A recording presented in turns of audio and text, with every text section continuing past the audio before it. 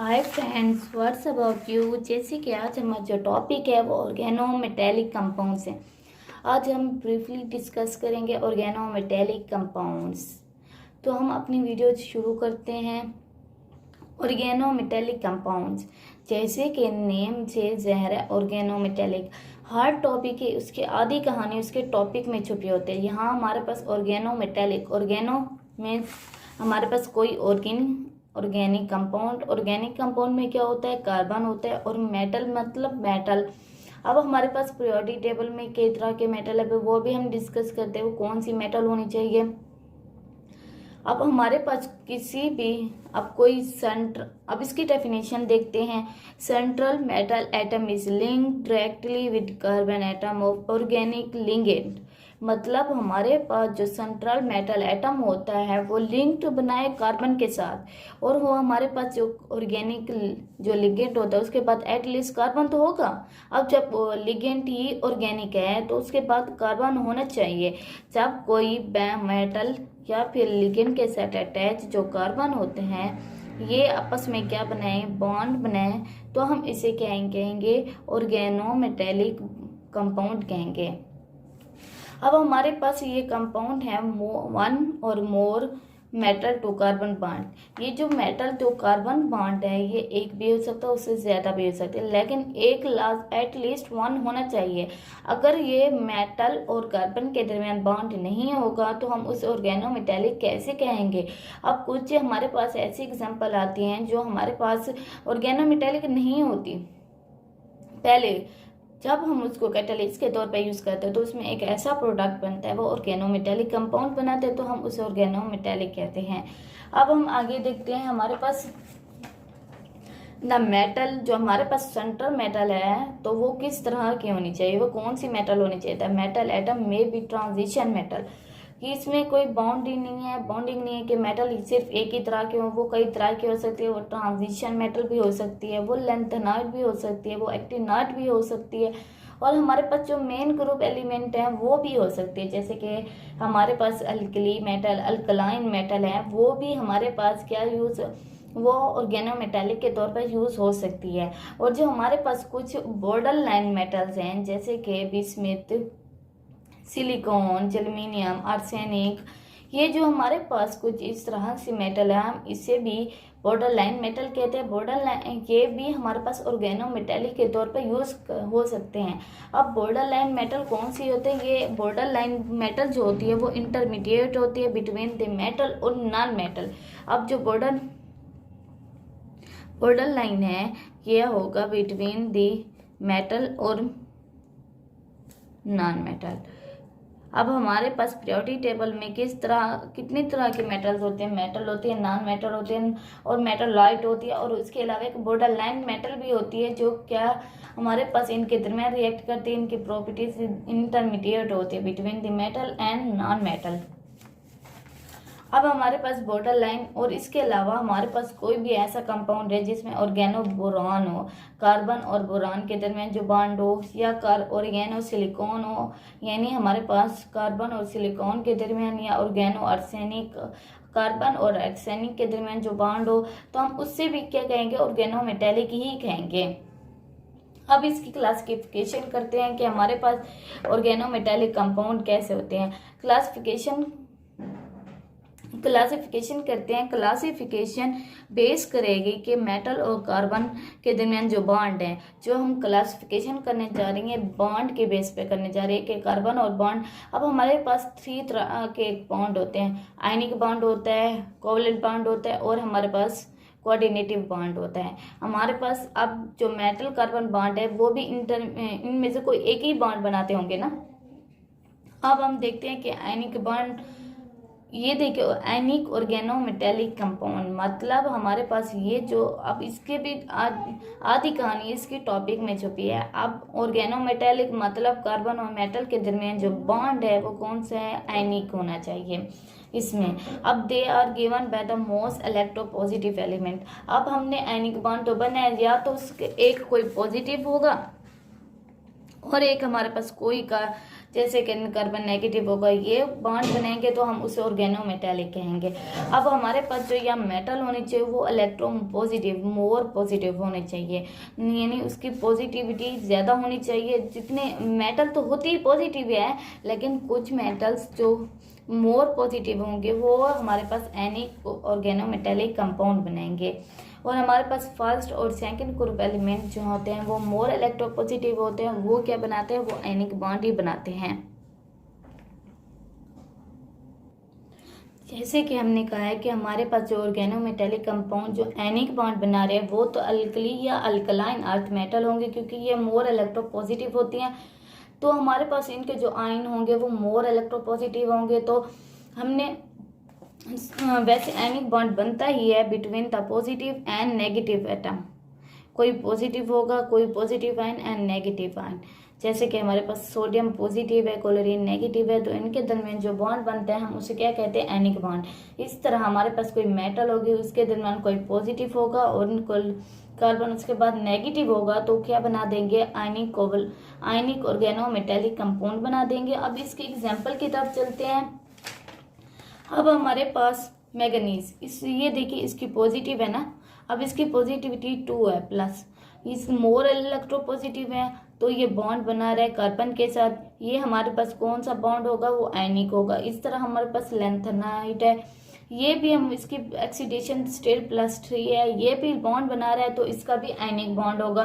अब जैसे कि सोडियम पॉजिटिव और ये नेगेटिव, तो इनके दरमियान जो बॉन्ड होगा वो कौन सा होगा, वो मेटल कार्बन बॉन्ड तो होगा, लेकिन वो आयनिक होगा। देखिए हमारे पास कोई सोडियम 5, सोडियम के ऊपर प्लस पॉजिटिव चार्ज, ऑटोमेटिकली जब पॉजिटिव यहाँ चार्ज आता है तो यहाँ नेगेटिव भी चार्ज होगा। तो हमारे पास ये जो बॉन्ड है ये एनिक है और ये मेटल है हमारे पास कोई, ये हमारे पास कार्बन है, ऑर्गेनिक कंपाउंड है, ऑर्गेनोमेटेलिक बॉन्ड बन गया। अब हम देखते हैं इसकी प्रॉपर्टीज के। हमारे पास ऑर्गेनोमेटेलिक कंपाउंड जो होते हैं उनकी कुछ खास प्रॉपर्टीज होती है, वो कौन सी होती हैं, इट इज क्या होते हैं, it is soluble in non polar solvent. कि हमारे पास जो नॉन पोलर सॉल्वेंट हैं, जैसे कि पोलर वो कौन से होते हैं, जिनके ऊपर पॉजिटिव और नेगेटिव आयन है। अब जैसे कि हमारे पास आयन है ये पॉजिटिव और नेगेटिव, जैसे कि वाटर है, वाटर के ऊपर ऑक्सीजन पर नेगेटिव और हाइड्रोजन पर पॉजिटिव चार्ज रहता है। इस तरह से हमारे पास ये पोलर नॉन पोलर में सॉल्वेंट है। अब हमारे पास एनिक कंपाउंड है, तो एनिक में सॉल्व होगा ना, ये पोलर है तो वो आयनिक जो बॉन्ड होता है वो पोलर होता है, तो वो पोलर में ही सॉल्व होगा। वो कैसे नॉन पोलर में सॉल्व होगा, पहली लाइन तो क्लियर होगी, वो नॉन पोलर में ही यानी सोल्यूबल नहीं होगा,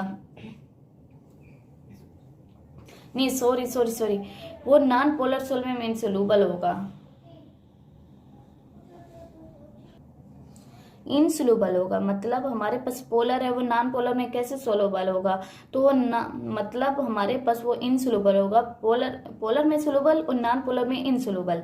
अच्छा, और जब ये प्योर फॉर्म में होते हैं, अब इसकी दूसरी जो प्रॉपर्टी है, जब ये प्योर फॉर्म में होते हैं वो क्रिस्टलाइन फॉर्म में होते हैं। मतलब जब भी हमने इसे निकाला है प्योर फॉर्म में, वो क्रिस्टलाइन फॉर्म में थे।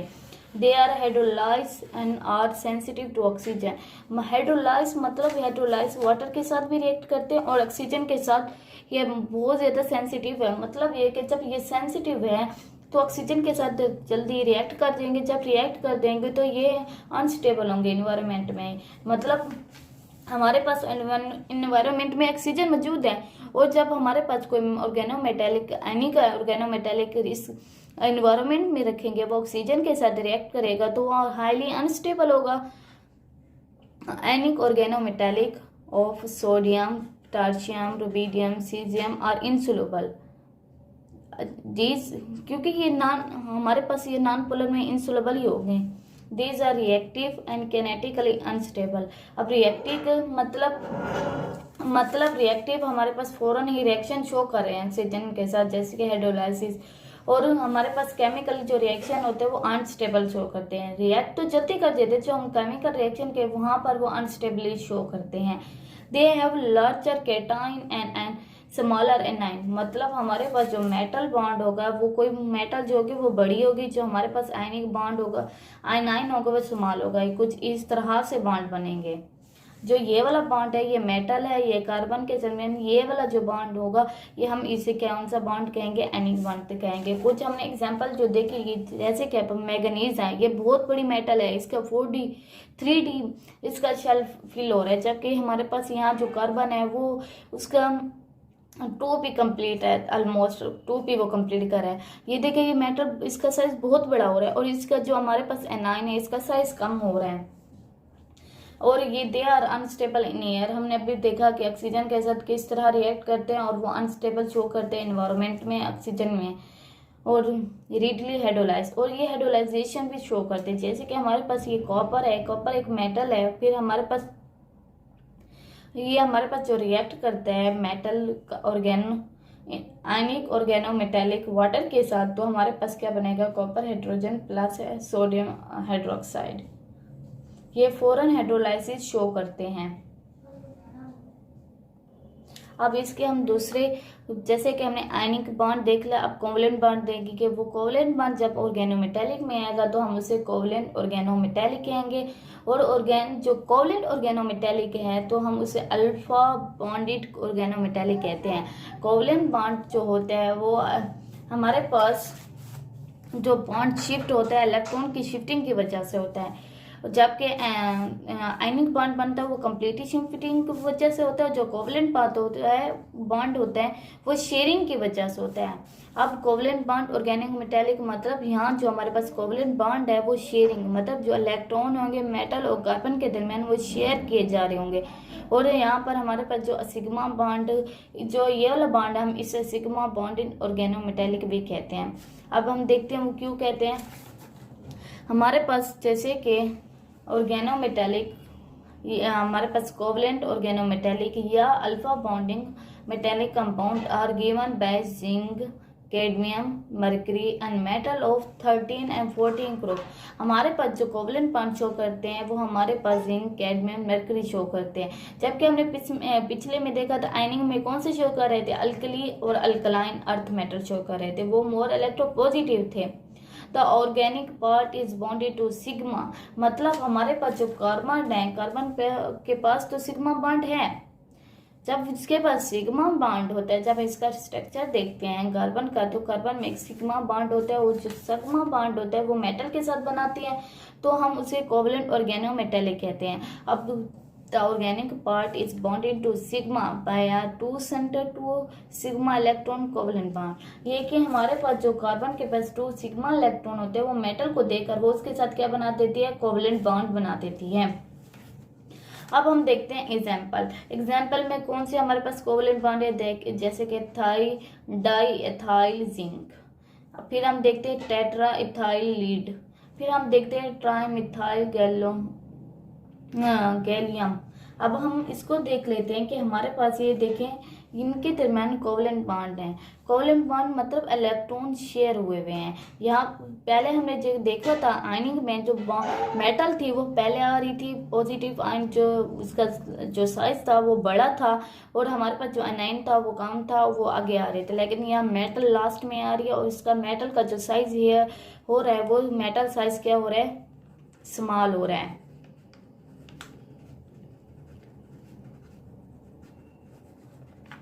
यहाँ पर कोई बॉन्डिंग नहीं है कि मेटल का जो साइज है वो लार्ज होना चाहिए। अब इसकी प्रॉपर्टीज देखते हैं कोवलेंट बॉन्ड की।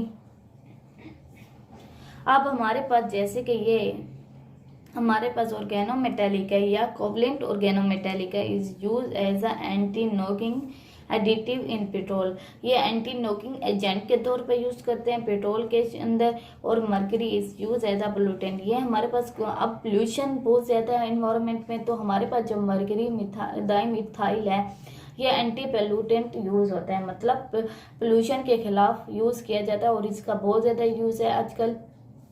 अब हम देखते हैं these are volatile and convert into vapours. ये हमारे पास जो कोवलेंट बॉन्ड होता है ये हाईली वोलेटाइल होते हैं, मतलब ये जब हम इसको थोड़ी सी हीट देते हैं फौरन वेपराइज हो जाते हैं, रेडली वोलेटाइल होते ही वेपर्स में तब्दील हो जाते हैं फौरन। अब हम देखते हैं these are insoluble in water but soluble in non polar. अब ये क्या कह रहे हैं कि हमारे पास ये वाटर में सोल्यूबल है, वाटर हमारे पास पोलर है, पोलर में ये सोल्यूबल हो रहे हैं और इन नॉन पोलर में इनसोल्युबल हो रहे हैं। Their polarity depend upon the electronegativity. अब जो पोलर हैं या नॉन पोलर हैं इनकी पोलरिटी डिपेंड करते हैं इनके इलेक्ट्रोनेगेटिविटी पर। वैसे भी कोवलेंट कंपाउंड जो हमारे पास होते हैं वो उनके इलेक्ट्रॉन कितना एक तरफ शेयर किया गया है। अब हमारे पास जैसे मेटल और कार्बन के बॉन्ड है, यहाँ अब हमारे पास कोई इलेक्ट्रॉन है, अब वो शेयर है इंटरमीडिएट दोनों की तरफ कंप्लीटली दरमियान में। लेकिन अगर हमारे पास मेटल इलेक्ट्रोनेगेटिव है तो इसकी तरफ शेयर होगी, तो मेटल की इलेक्ट्रोनेगेटिविटी ज़्यादा होगी। जब हम ये जो इलेक्ट्रॉन शेयर पेयर हैं वो कार्बन की तरफ अट्रैक्ट होंगे तो हमारे पास कार्बन की इलेक्ट्रोनेगेटिविटी इंक्रीज होगी। तो ये डिपेंड करता है कि हमारे पास जो इलेक्ट्रोपोलैरिटी है वो क्या इलेक्ट्रोनेगेटिविटी कितनी है, हमारे पास जो कंपाउंड है वो कितना इलेक्ट्रोनेगेटिव होगा। मोर इलेक्ट्रोनेगेटिव होगा तो उसकी इलेक्ट्रोनेगेटिविटी ज़्यादा होगी, उसकी पोलैरिटी ज़्यादा होगी, वो पोलर ज़्यादा होगा। अब इसकी तीसरी हम देखते हैं, तीसरी कौन सी है हमारे पास। जो हमारे पास नेक्स्ट टाइप है वो हमारे पास ऑर्गेनोमेटेलिक है, वो पॉलीमेरिक या इलेक्ट्रॉन डेफिशिएंट। मतलब हमारे पास यह जो सेंट्रल मेटल एटम है उसके बहुत सारे बॉन्ड हो सकते हैं, जैसे कि पोली, इसकी आधी कहानी इसके टॉपिक में है। पोली मीन्स मैनी और मेरिक मीन्स बॉन्ड्स। मतलब जो सेंट्रल आइटम है या मेटल है उसके जो होंगे बॉन्ड वो दो से ज़्यादा होंगे, जैसे कि हम ये इलेक्ट्रो डेफिशिएंट भी इसे कहते हैं। मतलब यहाँ इलेक्ट्रॉन की डेफिशिएंसी होती है। Compound are electro deficient and occur in polymeric form. Electron की डेफिशिएंसी होने की वजह से ये क्या करते हैं, अपने आप को ऐसे बिहेव करते हैं कि ये पॉलीमेरिक फॉर्म में बॉन्ड बना लेते हैं, having multi-center bonds. They bonding are not ionic और not bicovalent. इनके दरमियान जो बॉन्डिंग होती है पॉलीमेरिक के दरमियान ना तो वो आयनिक होती है ना इकोवलेंट होती है। हम ना ही ट्रूली बता सकते हैं कि इनके दरमियान जो ये बॉन्ड होगा वो आयनिक होगा, ना ही हम ट्रूली बता सकते हैं कि वो बॉन्ड जो होगा वो कोवलेंट होगा। They are also called non classically bonding compound. यानी हमारे पास जो ये कंपाउंड होते हैं नॉन क्लासिकली के बॉन्डिंग जो हमने क्लासिकली क्लासिफिकेशन से निकला बॉन्डिंग, मतलब हमारे पास ये बॉन्डिंग क्लासिफिकेशन जो हो रही है उसमें ये इंक्लूड नहीं होते। नॉन क्लासिकली बॉन्डिंग इसे भी कहते हैं।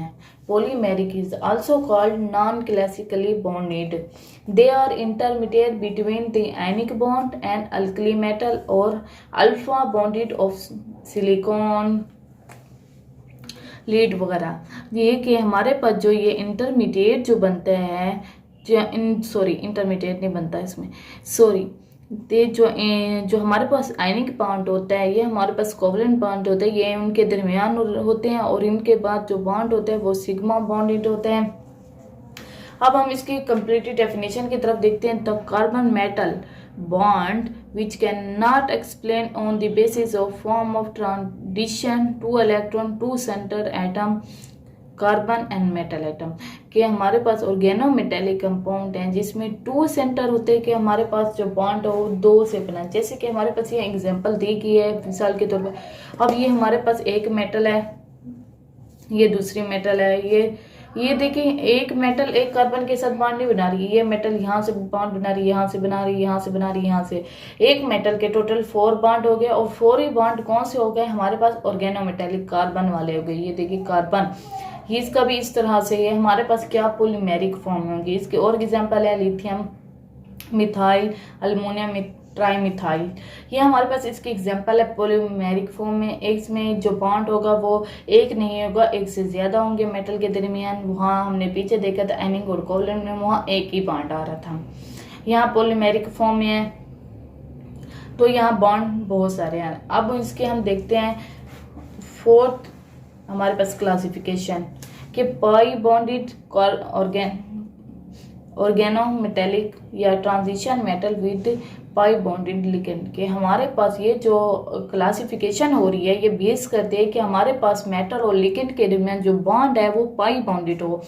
यहाँ पर जो हमारे पास मेटल और कार्बन आपस में बॉन्ड होंगे वो किस बॉन्ड की वजह से होंगे, पहले तो हमने पढ़ा था आयनिक होंगे। आयनिक भी हमारे पास कौन से होते हैं, वो हमारे पास सिग्मा होते हैं। कोवलेंट में भी एक सिग्मा बॉन्ड, अगर डबल बॉन्ड हो तो एक पाई आता है। लेकिन जो हमने अब हम क्लासिफिकेशन पढ़े हैं तो उसमें ये लाजमी हो कि ये जो बॉन्ड मेटल और कार्बन के दरमियान है ये पाई होगा, ये लाजमी है कि ये पाई बॉन्ड होगा। The carbon metal in which metal bonded to unsaturated organic compound. अब हमारे पास अनसैचुरेटेड तभी होंगे जब उनके पास डबल होंगे bond. Compound in which transition metal form bond to more than one carbon atom of same compound, कि हमारे पास कोई ट्रांजिशन, यहाँ पर हमारे पास जो मेटल होगी वो ट्रांजिशन ही मेटल होगी, ये हमारे पास ट्रांजिशन मेटल ही होगी। वो ट्रांजिशन जो मेटल है वो जो कार्बन के साथ बॉन्ड बना के वो कंजुगेशन वाला बॉन्ड होगी। एक तो हमारे पास सिग्मा होगा, दूसरा हमारे पास जो बॉन्ड होगा वो पाई होगा। और जो हमारे पास ये जो मेटल है एक ही कार्बन के साथ, यानी ये सिग्मा बॉन्ड बनाएगी, पाई भी एक ही कार्बन के साथ मोर देन वन बॉन्ड बना देगी। अब बाई बॉन्डेड लिगेंड और अल्केन, अल्काइंस, ओलिफाइंस। अल्केन्स हमारे पास कौन से होते हैं, सिंगल बॉन्ड। अल्काइंस किसमें, जिसमें डबल बॉन्ड ट्रिपल बॉन्ड होता है, और सेल को पेंटाडाइमीन मतलब डबल बॉन्ड वाले। हमारे पास यहाँ अल्फाइंस का भी जिक्र किया गया और अल्काइंस के दरमियान कौन सा बॉन्ड होता है, ट्रिपल बॉन्ड होता है। यहाँ पर जो पाई बॉन्ड होगा वो अल्काइंस की वजह से होगा या फिर साइक्लोपेंटाडाइन की वजह से होगा, which have electron in pi molecular orbital. यहाँ जो हमारे पास मेटल लिगेंड के दरमियान जो बॉन्ड होगा तो यहाँ जो लास्ट हमारे पास इलेक्ट्रॉन होंगे वो पाई ऑर्बिटल में होंगे, मतलब वो पाई बॉन्ड ही बनाएंगे। तब pi metal orbital are separate in by bonded ligand all over the carbon of ligand. मतलब हमारे पास जो ये पाई वाला जो हमारे पास पाई ऑर्बिटल जो होगा वो कार्बन के ऊपर होगा, वो कंप्लीटली कार्बन के ऊपर सेपरेट होगा, यानी फैला हुआ होगा। The bonded can not explain by ionic and covalent bond. ये जो बॉन्डिंग है पाई वाली इनके दरमियान, ये हम किसके, ना तो हम इसे एनिक के जरिए एक्सप्लेन कर सकते हैं ना ही कोवलेंट के, बिकॉज यहाँ पर कोई एनिक और कोवलेंट का कोई जिक्र नहीं है, यहाँ पर हमारे पास पाई बॉन्ड आ रहा है। In this compound overlapping of the field pi molecular orbital of the ligand with the vacant orbital of metal. यहाँ पर जो ओवरलैपिंग होगी, जो हमारे पास जो बॉन्ड है वो उनकी जो जैसे मेटल और कार्बन का जो बॉन्ड है उनके दरमियान जो ओवरलैपिंग हो रही है, ये ओवरलैपिंग ये किसके, ये पाई बॉन्ड की वजह से होगी। ये क्या बना देगा, पाई बॉन्ड हमारे पास ओवरलैपिंग। अब हम इसकी एग्जाम्पल की तरफ देखते हैं, कुछ एग्जाम्पल्स। और हमारे पास ये देखे कुछ 20 साइक्लोपेंटाडाइन डाइएनाइल आयरन, ये हमारे पास this compound is also called ferrocene. मतलब हमारे पास ये जो कंपाउंड है ये हमारे पास पाई बॉन्डेड में आ जाता है, क्योंकि इसके साथ बॉन्ड भी पाई भी रिप्रेजेंट किया गया है, क्योंकि यहाँ पाई बॉन्डेड में ऑर्गेनोमेटेलिक है तो पाई को एक्सप्रेस किया गया है। और हमारे पास ये जो एन है, ये एन क्या है, हमारे पास indicate number of carbon bonded to the ligand by a pi bond. मतलब हमारे पास जो ये कार्बन और मेटल के जब लिंक होता है उसको रिप्रेजेंट करती है। अब एक हमारे पास ज़ुएस साल्ट है। अब ये जो हमारे पास साल्ट है इसको हम ज़ुएस साल्ट कहते हैं। और ये हमारे पास इसको ये देखे पोटेशियम, प्लैटिनियम, क्लोरीन 3, फिर पाई बॉन्ड आ रहा है, ये पाई बॉन्ड में इंक्लूड हो रहा है, इसकी क्लासिफिकेशन। फिर हमारे पास डाई बेंजीन क्रोमियम, हमारे पास ये उसका फार्मूला है, ये इसको हम डाई बेंजीन क्रोमियम कहते हैं। अब देखते हैं ferrocene, dibenzene chromium, both are sandwich compound. ये हमारे पास सैंडविच कंपाउंड, सैंडविच क्या होते हैं, सैंडविच लेयर ऐसे होती है सैंडविच हमारे पास। और ये हमारे पास जो ज़ुवेट साल्ट या डाइबेंजीन क्रोमियम है, डाइबेंजीन क्रोमियम या हमारे पास ज़ुवेट साल्ट, ये साल्ट क्या होंगे, इनके जो स्ट्रक्चर होते हैं वो ऐसे लेयर के फॉर्म में होते हैं।